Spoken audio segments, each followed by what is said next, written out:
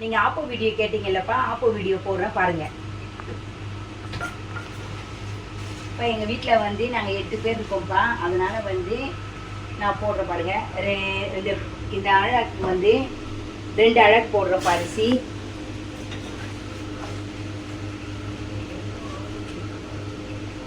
ரெண்டு அழகு போட்டிருக்க அரிசி. அதுக்கப்புறம் வந்து உளுத்தம்பருப்பு போடுறேன்.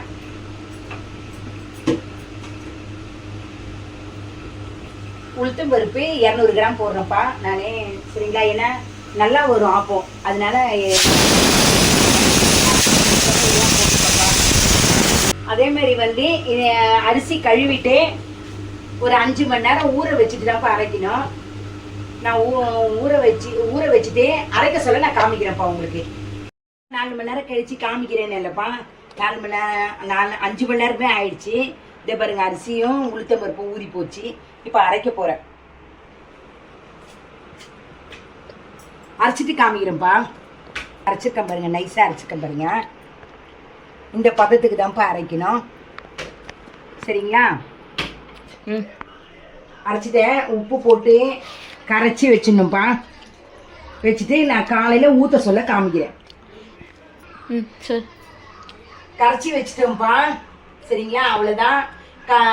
இவ்வளோதான் அரைக்கிறதுக்கு. இதுவே நாளைக்கு ஆப்பம் ஊற்ற சொல்ல காமிக்கிறேன்ப்பா. சொன்னேன்லப்பா, நேற்றுக்கு மாவு அரைச்சி ஃப்ரிட்ஜில் வச்சுருவேன், காலையில் காமிக்கிறேன்னு சொல்லலப்பா. இப்போ மாவு ரெடி ஆயிடுச்சு. இப்போ ஆப்பம் ஊற்ற போகிறேன் பாருங்கள். இதுக்கு தொட்டுக்கிறதுக்கு வந்து தேங்காய் பால் வச்சுருக்கேன்ப்பா நான்.